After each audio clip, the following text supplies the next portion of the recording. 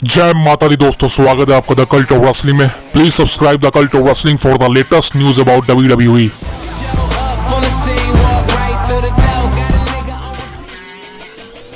दोस्तों, आज की वीडियो में हम बात करने वाले हैं कुछ लेटेस्ट अपडेट्स के बारे में जो कि रिसेंटली आपके साथ शेयर करना चाहता हूं, इसलिए पूरी वीडियो को देखना। और चैनल पे नए हो तो सब्सक्राइब मारो भाई साहब, फ्री की सब्सक्रिप्शन है, कोई पैसा नहीं खर्च करना आपने, आपके भाई का काम हो जाएगा बस। तो सब्सक्राइब मार दो एंड पूरी वीडियो को देखना, रिक्वेस्ट, इट्स हम्बल रिक्वेस्ट। अब देखिए, बात करें स्मैकडाउन के बारे में, बिकॉज कल स्मैकडाउन का एक ब्रांड न्यू एपिसोड होने वाला है और कल स्मैकडाउन में कुछ भी नहीं है देखने लायक। जी हाँ, अगर आप सोच रहे हैं कल सुबह उठेंगे 5:30 बजे अपनी नींद खराब करेंगे, स्मैकडाउन के शो को लाइव देखेंगे, तो भाई साहब नींद को मत खराब करना, कोई फायदा नहीं होने वाला। बिकॉज कल स्मैकडाउन के एपिसोड में ना रोमन रिंग्स आएगा, ना ही द रॉक आएगा, ना कोडी रोड्स, ना सेथ रॉलिंस, कोई भी नहीं आने वाला। यहाँ पर कुछ नहीं होने वाला, सिर्फ यहाँ पर जेड कारगिल अनाउंस है जिसकी हाइप खत्म हो चुकी है। जेड कारगिल की हाइप पूरी तरह से खत्म हो चुकी है, जीरो हो चुकी है, डाउन हो चुकी है। और अब बिल्कुल बताऊं, सही में मैं इंटरेस्ट खो चुका हूं जेड कारगिल से अपना। मुझे एक पैसे का भरोसा नहीं है अब इसकी, ये कभी WWE कंपनी में बहुत बड़ी स्टार बन सकते हैं। बिकॉज बात करें बुकिंग की, ट्रिपल एच ने बहुत लेट कर दिया भाई। रॉयल रंबल में डेब्यू करवाया, उसके बाद तो भाई कुछ शो ही नहीं किया। जेड कारगिल को पूरी तरह से जेड कारगिल को वर्स्ट खराब किया गया, कोई यूज नहीं किया गया उसका। और आई थिंक कल स्मैकडाउन के एपिसोड में, जो कि लास्ट स्मैकडाउन होने वाला है रेसलमेनिया से पहले, बिकॉज रेसलमेनिया पहले का स्मैकडाउन आई थिंक वो लाइव नहीं होने वाला, वो मुझे नहीं पता क्या होगा। लेकिन देखा जाए तो भाई साहब रेसलमेनिया को गिने चुने दिन रह गया। आप जेड कारगिल को आप बुला रहे हो, वो भी ऐसे टैग टीम मैच होगा उसका, रेसलमेनिया में ट्रिपल थ्रेट मैच होगा, 6 वुमेन टैग टीम मैच, बता दूं मैं आपको। सो जेड कारगिल की हाइप डाउन है, जीरो है। अब कल का स्मैकडाउन वर्स्ट होने वाला है। आप देखेंगे नहीं देखेंगे कोई फर्क नहीं पड़ता। सबसे बढ़िया बताऊं आपको, सो जो भाई, आराम से सपने लो, 7:30-8 बजे उठना बढ़िया रहेगा। तो कल का स्मैकडाउन वर्स्ट होने वाला, कुछ नहीं होने वाला। एंड जेड कारगिल को आए ना आए घंटा किसी को फर्क नहीं पड़ता, because hype is zero now. अब बात करते हैं दोस्तों अलेक्सा ब्लिस के बारे में। देखिए, मैं आपसे रिसेंटली वीडियो में शेयर कर चुका हूं अलेक्सा ब्लिस के बारे में, पर्टिकुलर वीडियो बना के कि अलेक्सा ब्लिस का टर्न बहुत जल्दी होने वाला है, बहुत नजदीक है। और आपको एक बार फिर बताना चाहता हूं, अलेक्सा ब्लिस का रिटर्न बहुत जल्दी होने वाला है। रेसलमेनिया के बाद तो हो जाएगा। अब देखिए, नाइट आफ्टर रेसलमेनिया में बहुत से रिटर्न होंगे, बिकॉज अभी ऐसे कुछ रिटर्न है जैसे कि ब्रॉन स्ट्रोमैन, बो डैलस, अलेक्सा ब्लिस, ऐसे बहुत सारे रिटर्न है जो कि पेंडिंग पड़े हुए हैं। तो ये नाइट आफ्टर रेसलमेनिया में होंगे और आपको रेसलमेनिया के बाद मंडे नाइट रॉ में या स्मैकडाउन के एपिसोड में डेब्यू देखने को मिलने वाले हैं, रिटर्न देखने को मिलने वाला है, डेट फॉर श्योर। सो ये बात कंफर्म है, अलेक्सा ब्लिस का रिटर्न बहुत जल्दी होने वाला है। और आपको मैं कुछ फोटोज वगैरह दिखा दूंगा अलेक्सा ब्लिस की, फिट हो चुकी है, ट्रेनिंग कर रही है जिम में। और यहाँ पर अलेक्सा ब्लिस ने ट्वीट करके सब कुछ बता दिया कि I am ready, I am fit. इससे देख के तो लगता है भाई साहब अलेक्सा ब्लिस रेडी हो चुकी है। अब देखिए, बात करें अलेक्सा ब्लिस के रिटर्न में एज अ कैरेक्टर, देखिए मैं ऑलरेडी बता चुका हूँ अलेक्सा ब्लिस का एज अ इविल कैरेक्टर ही वापस आएगा, यानी कि वो जो हॉरर अलेक्सा ब्लिस होती है ना, भूतिया वाली, वो ही वापस आएगा। लेकिन सबसे बड़ी प्रॉब्लम है कि आई थिंक कहीं ना कहीं WWE कंपनी इसको लंबा खींच सकती है, बिकॉज आई थिंक कहीं ना कहीं हमें जो लग रहा था अलेक्सा ब्लिस का गॉडेस वाला कैरेक्टर वापस आए, तो कहीं ना कहीं वो भी वापस आ सकता है। लेकिन end of the day Alexa bliss को बो डैलस के साथ ही मर्ज होना है। और ये बात क्लियर बता दूं आपको, बो डैलस और अलेक्सा ब्लिस दोनों साथ में काम करेंगे। और आई थिंक रेसलमेनिया के बाद इनकी स्टोरी लाइन पर WWE कंपनी खुलकर काम करना शुरू कर देगी। सो अलेक्सा ब्लिस का रिटर्न बहुत नजदीक है, और अगर आप फैन है तो भाई साहब बहुत अच्छी न्यूज है आपके लिए। अब दोस्तों बात करें हमारी मेन हेडलाइन की, ये है द रोमन रेंस के बारे में। और भाई साहब रोमन रेंस से फैन वीडियो बना चुका हूं आपके लिए। अगर वीडियो को देखना देखो, नहीं देखना कोई फर्क नहीं पड़ता मेरे को, बिकॉज आप रोमन रेंस के फैन हो तो आप उस वीडियो को झेल नहीं पाओगे। तो रोमन रेंस की पूरी बेइज्जती करी है मैंने, पूरी इंसल्ट करी है। रोमन रेंस क्यों लायक नहीं है इस समय कैरेक्टर में, रोमन रेंस क्यों लायक नहीं है जो WWE कंपनी इसको प्रेजेंट कर रही है। ओवर हाइप, मतलब क्या बोलूं, over hype, no talent, no mic skills. Roman Reigns की पूरी तरह से उतार दी है मैंने। एंड पिछली वीडियो जाके देख लो, चैनल पे मिल जाएगी। और रोमन रेंस के फैन, आपके लिए वीडियो नहीं है भाई साहब, आपके लिए तो भाई साहब सेंसर मार दूंगा इस वीडियो को मैं। सो ये है, रोमन रेंस के फैन नहीं हो, रेसलिंग के फैन हो, उस वीडियो को देख लीजिएगा प्लीज। अब देखिए, बात करें रोमन रेंस के बारे में। रोमन रेंस ने एक बयान दिया है, और इस बयान में पॉल हेमन के साथ रोमन रेंस ने बोला है कि मैं रेसलमेनिया 36 के बाद ही, मतलब रेसलमेनिया 36 में तो रोमन रेंस ने कम्पीट नहीं किया था ड्यू टू कोविड। बिकॉज उसको हेल्थ की प्रॉब्लम थी। मैं उसमें कुछ नहीं बोलूँगा because health is very important, समझ रहे हो, हेल्थ है तो वेल्थ है भाई। सो यहाँ पर मैं कुछ नहीं बोलना चाहता बिकॉज जो जिसकी हेल्थ जैसे काम करेगी वो वैसे काम करेगा। अगर किसी को लगता है कि मेरी हेल्थ अब उतना काम मुझसे नहीं ले पाएगी, मेरी हेल्थ उतनी ज़्यादा अच्छी नहीं है तो, या मेरी हेल्थ बहुत अच्छी है, तो उस हिसाब से आप देखो। लेकिन बात करें यहाँ पर, रोमन रेंस ने कहा है कि 2020 में मैं रिटायर हो चुका था, 2020 में मैंने मान लिया था कि मैं रिटायर हो चुका हूँ। पॉल हेमन, जी हाँ, पॉल हेमन ने भी इस बात को कबूल किया कि रोमन रेंस रिटायर हो चुका था 2020 में। और अक्सर बैक स्टेज पर हम बातें करते थे रोमन रेंस के बारे में कि रोमन रेंस रिटर्न करेगा या नहीं करेगा, लेकिन उस समय प्लानिंग ये थी कि रोमन रेंस की तरफ से कोई रिस्पॉन्स नहीं आ रहा था। और रोमन रेंस, आपको पता है रोमन रेंस रेसलमेनिया 30 से गायब हो गया था, उसके साथ गोल्डबर्ग के साथ मैच था उसका, अगर आपको याद हो 4 साल पुरानी बात। और रोमन रेंस की प्रॉब्लम थी, पता है आपको, सबकी प्रॉब्लम थी पूरी दुनिया की, लेकिन उस समय रोमन से कम्पीट नहीं किया था और उसके बाद वो गायब हो गया था क्योंकि रोमन इसको डर था कहीं ना कहीं उसको कोविड वगैरह ना हो जाता, एंड इसलिए वो चला गया था। लेकिन बहुत सारे लोगों ने, खासकर पॉल हेमन ने, ये मान लिया था कि रोमन रेंस रिटायर हो चुका है। और रोमन रेंस ने भी कहा था डब्ल्यूडब्ल्यूई कंपनी से कि शायद अब रिटायर हो चुका हूँ मैं, अब वापस नहीं आऊँगा। लेकिन दोस्तों उसके बाद आप सबको पता ही है रोमन रेंस का रिटर्न हुआ समर स्लैम 2020 में। उसके बाद जो भी चला रोमन रेंस का, एक तरह से देखा जाए तो रोमन रेंस का गोल्डन पीरियड आ गया था। लेकिन मैं पर्सनली क्या सोचता हूँ इस बारे में कि भाई साहब सही बताऊँ तो रोमन रेंस को रिटायर हो जाना चाहिए था भाई। अबे हो जा भाई, काश तू 2020 में रिटायर हो जाता, काश तू सही में कभी वापस ना आता। बिकॉज रोमन रेंस के सर पे एक ठप्पा लगा हुआ है जो कि डब्ल्यूडब्ल्यूई कंपनी ने, विंस मैकमैन ने लगा रखा है, ओवर पुश, ओवर हाइप। हमेशा रेसलमेनिया को मेन इवेंट करना, हमेशा ओवर पुश दिखना, अपने आड़ में दूसरे सुपरस्टार का करियर खराब करना, समझ रहे हो मैं क्या कह रहा हूँ आप। और हमेशा खुद ही मेन इवेंट करना किसी इवेंट को, दूसरों की इज्जत नहीं करनी, करैक्टर बनाना, सब चीज़ें समझ सकते हो कहीं ना कहीं है। और मैं आपको बता चुका हूँ कि अगर the best in the world CM पंक 2014 में कंपनी को छोड़ के ना गया होता तो भाई साहब रोमन रेंस का नामो निशान न सुनते आप, समझ रहे हो आप। बिकॉज मैं आपको एक छोटी सी स्टोरी बताना चाहता हूँ और आप इस पर गौर कीजिएगा बिकॉज ये बहुत खास है। 2013 में क्या हुआ था और ये पॉल हेमन ने खुद रिवील करा है। और ये बुढ़ा, ये मोटा, इसने खुद बोला है, इसने खुद बोली है बात और कबूल करी है। ब्रॉक लेसनर के बारे में तो कोई बात नहीं कर रहा है, लेकिन CM पंक के बारे में इसने एक बात करी है कि 2013 में CM पंक और जॉन सीना यही दो स्टार थे। और खासकर जॉन सीना जो कि एज अ बेबी फेस काम कर रहा था, CM Punk as a heel था।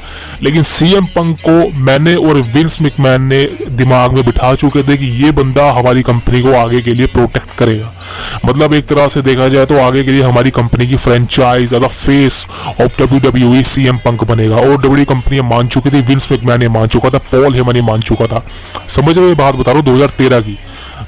उसके बाद अंडरटेकर के साथ मैच हुआ था CM पंक का रेसलमेनिया 29 में, एंड उस मैच में CM पंक हराने वाला था अंडरटेकर को। जी हाँ, ये सही बात है।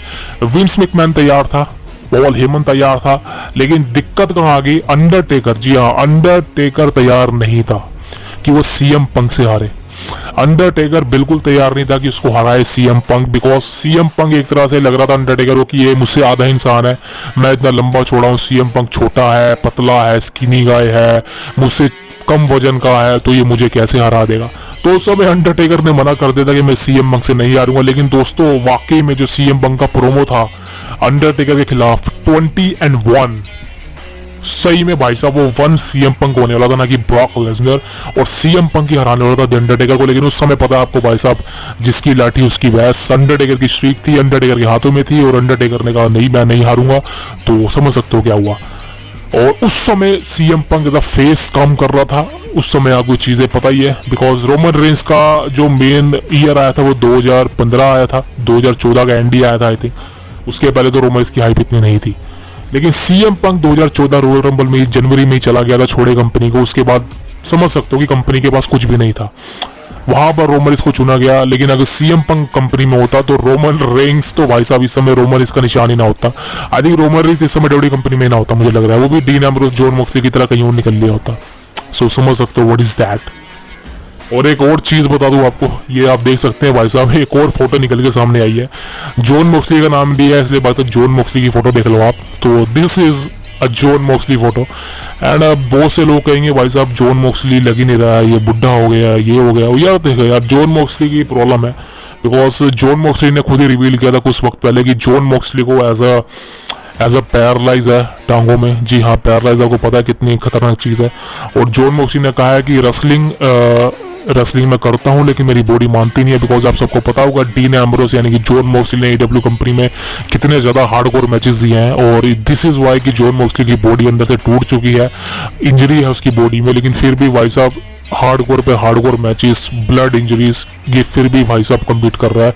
सो रिस्पेक्ट तो है इस बंदे की यार, लेकिन भाई साहब अपनी बॉडी को रेस्ट देना चाहिए। आई थिंक अब रिटायर हो जाना चाहिए जॉन मॉक्सली को रेसलिंग से, बिकॉज अब बहुत हो चुका है। और यहाँ पर जॉन मॉक्सली ने ये भी रिवील किया था कि रेसलिंग अगर दिन में होती तो मैं कम्पीट ना कर पाता कभी भी, बिकॉज दिन में तो भाई साहब मैं उठ चल भी नहीं सकता। रात को रेसलिंग होती है तो रात में एनर्जी होती है बॉडी में, आप सबको पता है।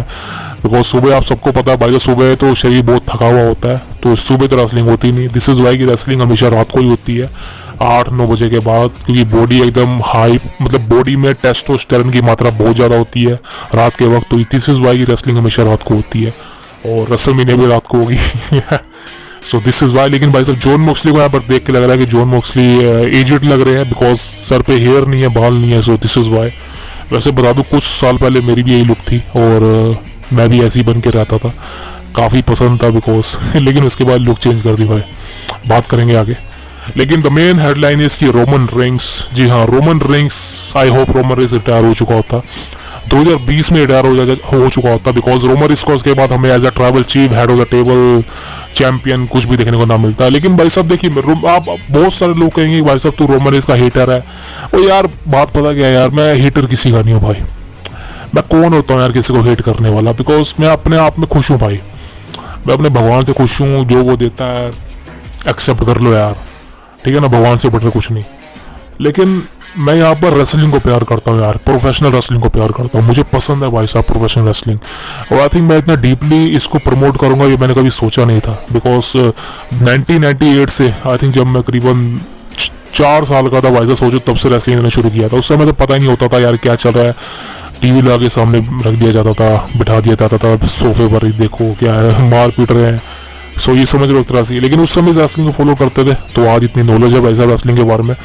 लेकिन Roman Reigns is a character, Roman इससे कोई हेट नहीं है, लेकिन रोमन इज अ करेक्टर मुझे पसंद है as a tribal chief, head of the table. लेकिन भाई साहब कुछ चीज़ें हैं जो मुझे सही में पसंद नहीं है, जैसे कि रोमन रेंग्स की दिस राइट नाउ की स्टोरी लाइन जो कोडी रोड्स के अगेंस्ट है, बिकॉज यहाँ पर सारा काम रोक कर रहा है रोमन, इसका कोई भी 1% भी काम नहीं है भाई साहब, सही बता रहा हूँ आपको। अगर रॉक इस स्टोरी लाइन में बिल्ट ना होता तो आई डोंट थिंक सो कि ये स्टोरी लाइन इतनी ज़्यादा हाइप पे जाती, बिल्कुल भी नहीं जाती। मुझे तो बिल्कुल भी लग नहीं रहा था, आपको लग रहा था क्या कि अगर रोमन रेंग्स और रॉक स्टोरी लाइन में इंक्लूड ना होते तो आई थिंक। लेकिन यार and of the day WrestleMania का मैच है, नाइट 1 का टैग टीम मैच, नाइट 2 का सिंगल मैच। और लेटेस्ट बैटिंग कोर्स मांग रहे थे आप, चलो आपको बता देता हूँ। नाइट 1 का मेन इवेंट है Roman Reigns Rock versus Cody Seth Rollins as a tag team match. अब देखिए भरपूर इंटरफेरेंस हो सकती है, देखिए नाइट 1 में तो मुश्किल है, लेकिन नाइट 2 में होगी। नाइट 1 का मेन इवेंट है, बता दिया आपको। अब इस मैच में बैटिंग आउट्स क्या है दोस्तों, -600, जी हाँ -600 रॉक रोमन के साथ है, और +1300 है कोडी सेथ के साथ। यानी कि नाइट 1 में रॉक रोमन कोडी रोड सेथ रोलिंस को हरा देंगे क्लियर कट, और कोई चांस नहीं है। और सेकंड नाइट में ब्लड लाइन रूल्स के साथ ये मैच होगा, रोमन रेंग्स बनाम Cody Rhodes for the undisputed title. अब इस मैच में बहुत सारे इंटरफेरेंस होने के लिए डब्ल्यूडब्ल्यूई कंपनी प्लानिंग कर चुकी है। नंबर 1 पर Stone Cold Steve Austin, John Cena, Jey Uso, Jimmy Uso, Solo Sikoa, Rock, Roman Reigns तो है ही, कोडी रोड्स तो है ही। सो बहुत सारी इंटरफेरेंस होगी। बात करें जॉन सीना की, जॉन सीना के लिए बताया जा रहा है कि सोलो सिकोआ के साथ जॉन सीना के इशू थे। क्राउन ज्वेल मैच आपको पता ही होगा किस तरह से सोलो सिकोआ ने जॉन सीना को ब्रूटलाइज किया था, तो जॉन सीना आकर उसका बदला लेंगे। स्टोन कोल्ड स्टीव ऑस्टिन यहाँ पर रॉक पर अटैक करेंगे आगे, लेकिन मेरे को इसके चांसेस बहुत कम लगते हैं, बिकॉज ये खिचड़ी सी पक जाएगी। लेकिन दोस्तों ऐसा हो भी सकता है, बिकॉज अभी मैं आपको बता चुका हूँ कि रॉक का बिट्रे का कोई चांस नहीं है। बहुत सारे लोग कह रहे थे कि रॉक बिट्रे करेगा रोमन, इसको कोई प्लानिंग नहीं है यार, किस लिए करेगा बिट्रे। कोडी रोड्स का यहाँ पर खून निकाल दिया उसने, किस अब रोमन इस पे क्या टर्न करेगा वो, समझ रहे हो। ये बिट्रे होगा लेकिन अभी नहीं, बहुत टाइम बाद, अगले साल आई थिंक जब रेसलमेनिया में प्लानिंग की जाएगी रोमन रॉक की। लेकिन राइट नाउ कोई बिट्रे की प्लानिंग नहीं है, रॉक बिट्रे नहीं करेगा रोमन इसको। लेकिन यहाँ पर इंटरफेरेंस होगी स्टोन कोल्ड, जॉन सीना, बहुत से सुपरस्टार होगी। लेकिन end of the day result same ही रहेगा। कोडी रोड्स हरा देगा रोमन रेंस को एंड जीत जाएगा undisputed title, that for sure. और रोमन रेंस के फैन को मैं यहाँ पर क्राई बेबीज कहना चाहूंगा, बिकॉज कोडी रोड्स के फैंस क्राई बेबीज नहीं है, रोमन रेंस के फैन क्राई बेबीज है। बिकॉज रोमन रेंस के फैन अभी भी मान रहे हैं कि वो रिटेन कर लेगा, जिसके चांसेस बिल्कुल भी नहीं है भाई, 0% चांसेस है रोमन रेंस के इस साल रेसलमेनिया में रिटेन करने के। सो ये बहुत ही चीज़ है। और एक और चीज़ दिखाना चाहता हूँ आपको, बहुत सारी मांग रहे थे। अब यार यूट्यूब पर चैनल है कोई, देखिए ज़्यादा इनका नाम नहीं लूंगा, लेकिन भाई साहब एक छोटी सी वीडियो क्लिप देख लीजिए। This is the WrestleMania 40 Philadelphia stage. अब ये असली स्टेज नहीं है भाई साहब, लेकिन हो शायद इससे मिलता जुलता स्टेज बना दे डब्ल्यू कंपनी, इतनी अक्ल आ जाए उसके अंदर कि हम ऐसा स्टेज बना दें। ये यूट्यूब पर कोई चैनल है भाई साहब, इन्होंने अपनी मेहनत से ये स्टेज बनाया है, so hats off to him. लेकिन रेसलमेनिया 40 का स्टेज ऐसा कुछ दिखेगा, सो बहुत अच्छी बात है यार। एंड आई थिंक दैट वो person is very great idea. So ये कुछ चीज़ें हैं। सो ओवरऑल दोस्तों आज की पूरी अपडेट मैंने कवर कर दी है, और कुछ तो बाकी रह नहीं गया, बिकॉज सारी चीज़ें कवर कर चुका हूँ। एंड अब आपसे मिलूंगा कल, तब तक के लिए बहुत बहुत धन्यवाद। एंड प्लीज़ सब्सक्राइब करो यार द कल्ट ऑफ रेसलिंग को for the latest news about WWE। हाँ एक और चीज़ रहेगी भाई साहब आई एम सॉरी एक और चीज़ रहेगी, Roman Reigns and the rock.